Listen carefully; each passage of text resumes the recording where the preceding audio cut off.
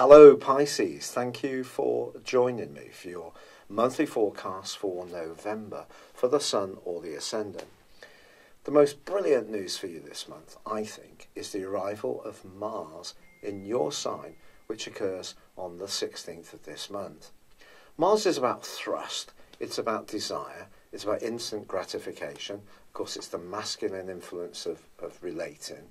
But moving into your sign, it ends a very long period, which began in mid-May, and only for 1 month was not in motion that Mars was in your 12th solar house, a really difficult place for it.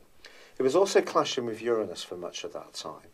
So it's almost as if your nervous system has taken quite a battering, I feel, or at least the more psychological side of yourself has come into conflict with the conversation, the stimuli you've had from others. It's been hard to keep up with.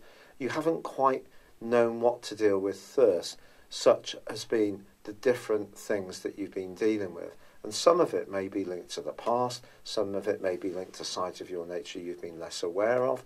Maybe it's been other people who've been involved in some attitudes and approaches which you found to be very challenging, to say the least. Well, with Mars arriving in your sign, we really bring to an end that process. And also, ironically, Mars gives you a bit of a reward in the few days before then by linking superbly well with Uranus. Now, Uranus, as I mentioned, had also been an aggravant to you. Well, that reverses back into the sign of Aries, where it had been full-time since 2011 on the 7th. And the two are going to be forging a great link in the 3 or 4 days running up to mid-month, which can see you using your instinct to great effect when it comes to a financial opportunity. Your brilliance at sensing where trends are going can see you just right on the money, being very forward-thinking, innovative in your approach, and it can pay off at the heart of this month handsomely for you. But of course, Venus, the planet of relating, has also been in retrograde, which began on the 5th of October, and that is going to see Venus invert into the sign of Libra at the start of this month, which is deep, it's passionate, and on the 16th that comes to a close. But in the 2 weeks before then, it's Venus's turn to be in conflict with Uranus. And I think it's possible that you could find yourself a bit more impulsive about your resources. If there is somebody that you like, maybe you're going to be much more in the moment and demonstrate how you feel about them, send them a cheeky text or be a bit flirty. Or it's also possible you're going to spend some cash that becomes available to you on something that you've long yearned for. Also on the 7th, however, there's a truly significant new moon, because this is in your sector of expansion, of growth, of travel, but it also links in with Neptune, your co-ruler. So that part of you that really senses atmospheres and the ebb and flow of situations can be so wonderful for you. If you love movies, you love film, you love photography, you love the arts, this can be a wonderful opportunity to really gorge yourself on those things. If you travel from the 7th in the following month, the chances are that you can absorb and soak up what you experience like never before, a very vivid and enriching time for you. But ironically, Neptune then goes on to be a little bit of an aggravant to you for the rest of the month, because it's then going to square up with Mercury. Now, Mercury's in a part of your horoscope that's to do with success, that's to do with really creating opportunity. Now, that's joined on the 9th by Jupiter, your other co-ruler. And Jupiter's going to be here for 13 months. And on the face of it, this would present a platform for you to break through any glass ceilings, grab a goal or ambition that's important to you, and you may well do that before the month is out. But equally, you could encounter someone who doesn't quite get where you're coming from, who tends to feel that maybe you're a bit woolly or not clear-headed in terms of your goals and ambitions. They may feel you have great talent, but they don't necessarily think you've got it clear in your mind about how you want to go about using it. If you do encounter someone like this, it could be very frustrating. Also, from the 17th, Mercury goes into retrograde.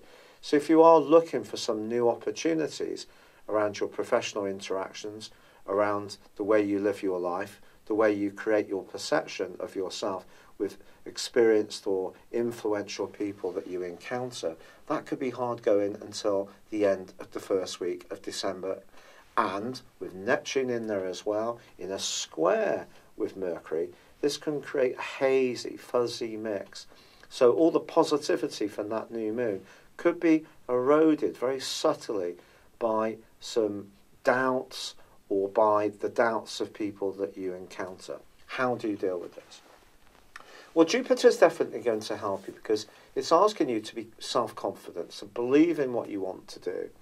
And with the Sun arriving in your 10th solar house, joining up with Jupiter and Mercury on the 22nd, and I think crucially Mars arriving in your sign on the 16th, this is all going to give you a lot more drive. But it needs to be well directed. If you're not clear, if you haven't done your fact-finding, if you're not crystal in exactly what you're trying to achieve, that's when people might start to unpick your proposals or your ideas. Fortunately, there is a great link at the heart of this month between the Sun and also Pluto. And if you have got it all together, someone can be very impressed, and some kind of big transformation can see you step forwards, perhaps with people who have got some kind of vision which really excites you. But it has to be a vision that really makes your pulse race. Anything that's a bit mundane may be much harder for you to get up and be motivated about. But with Mars moving into your sign and the Sun moving into Sagittarius, the two then clash in the last week of this month. This could see you a bit testy, a bit frustrated if you encounter people who don't get it, who don't get your vision, who don't have the same goals and ambitions as you, but at the same time in some way kind of diss what you're doing. And with Neptune and Mercury, again, buffeting against each other in a very swirling, eroding way, where facts and figures seem to mean nothing. In fact, fact can be stranger than fiction. Let's use that saying as this month draws to a close. It can be very difficult to kind of get a kind of clarity. Your role in life is under pressure from the full moon, as much as your emotional makeup and what really makes you you and how you fit into the wider world. So there's going to be some question marks, I feel, towards the end of this month. But Jupiter gives you the opportunity to rise above this. And Saturn and Pluto are asking you to really reach for what you want, not necessarily for what you should feel you're going for. So there may be some rethinking that needs to go on this month. Your flexibility is your greatest talent, but Mars arriving in your sign gives you a lot of desire and thrust. And the other thing on the 7th is the North Node, the point of destiny, moves into the sign of Cancer. And that's going to give you a fantastic opportunity over the next year, broadly, to be much more creative in your approach to life in general. Perhaps the mundanity of some situations have just lost their sparkle.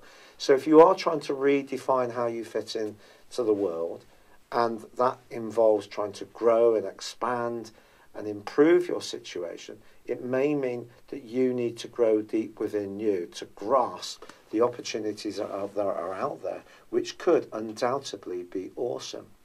Now, just a little note about your love life, because you could have those passionate attractions on the back of Uranus opposite Venus. But once Venus goes forwards, it's in your 8th solar house.